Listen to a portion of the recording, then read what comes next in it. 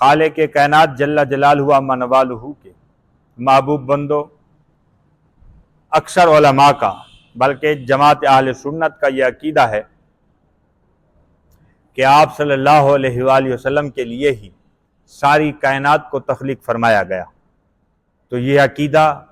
100% بلکہ میں مبالغہ نہیں کر رہا، 1000% درست ہے یہ عقیدہ کہ ساری کائنات کو آپ صلی اللہ علیہ وسلم کے لیے پیدا فرمایا، اور آپ صلی اللہ علیہ وآلہ وسلم کو فقط خالق کائنات جل جلالہ عما نوالہ نے اپنی ذات کے لیے پیدا فرمایا۔ اب کس طرح، اس پر میں آپ کو ایک مثال پیش کرتا ہوں کہ اگر کوئی اچھائی ہے تو آپ صلی اللہ علیہ وآلہ وسلم کے لیے اسے پیدا کیا گیا۔ کائنات میں کسی شے کو جلوہ گری بخشی گئی، کسی کو جان بخشی گئی، اور کسی کو حیاتی بخشی گئی، اور کسی کو جو بھی عزتیں، شان، مقام، وقار سب کچھ دیا گیا وہ آپ علیہ السلام کے وسیلے سے ہے۔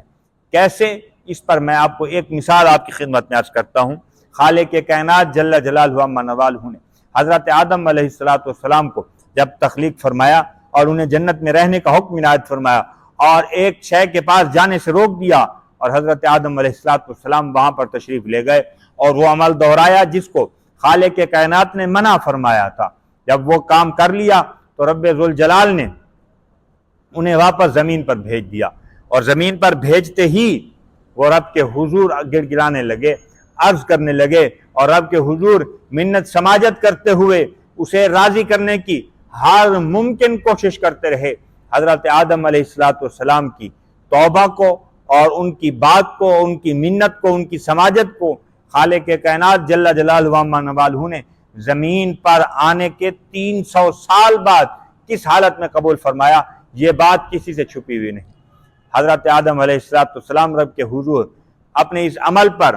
اس کی منت سماجت کرتے ہوئے اسے مناتے رہے اور عرض کرتے رہے کہ مالک، میں تیرے حضور معافی طلب کرتا ہوں اس کام کی، اور اس کی حکمت تھی کہ خالق کائنات نے یہ عمل ان سے کرایا۔ ان سے کرانے کے بعد پھر حضرت آدم علیہ السلام رب کے حضور استغفار کرتے رہے، معافی طلب کرتے رہے رب کے حضور۔ لیکن 300 سال کے بعد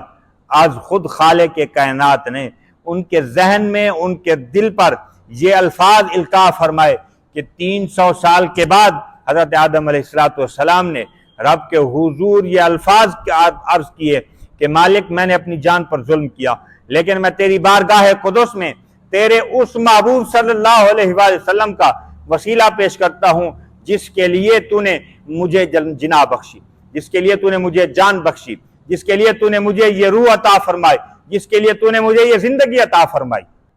خالق کے کائنات جل جلالہ عما نوالہ کے حضور یہ بات عرض کی کہ مالک، میں تیرے حضور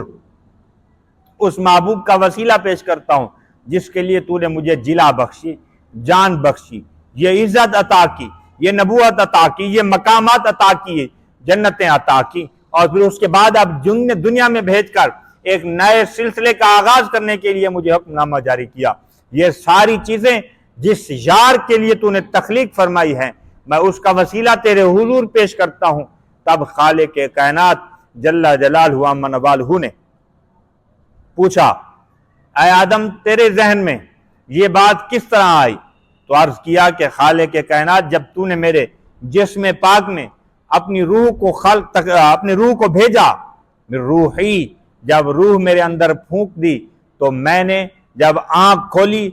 تو جنت میں درختوں کے ہر ایک پتے پر، ہر ایک شاخ پر میں نے تیرے نام کے ساتھ تیرے محبوب صلی اللہ علیہ وآلہ وسلم کے اسی نام کو لکھے ہوئے پایا، تو مجھے علم ہوا اس بات کا کہ اے مالک، تیرا یہ محبوب اس قدر تجھے محبوب ہے کہ اپنے نام کے ساتھ تو نے اس کے نام کو جوڑ رکھا ہے۔ بس میرے دل میں یہ الفاظ آئے تو میں نے زباں پر لا کر تیرے حضور پیش کر دیے کہ میں معافی کا طلبگار ہوں تیرے حضور اسی تیرے محبوب کے وسیلے سے۔ تو گویا میں یہ بات عرض کرنا چاہتا ہوں کہ انبیاء کو بھی نبوت آپ علیہ السلام کے وسیلے سے ملی، اور حضرت آدم علیہ السلام کی استغفار کو اور ان کی التجاؤں کو رب کائنات نے اپنے محبوب صلی اللہ علیہ وسلم کے وسیلے سے ہی قبول فرمایا۔ دعا کرتے ہیں کہ خالق کائنات جل جلالہ عما نوالہ اس کی بارگاہ میں جب بھی ہم ہاتھ اٹھا کر اس کے محبوب کا وسیلہ پیش کریں وہ ہماری دعا کو رد نہ فرمائے بلکہ قبول فرما لے۔ آمین، وآخر دعواہم ان الحمد للہ رب العالمین۔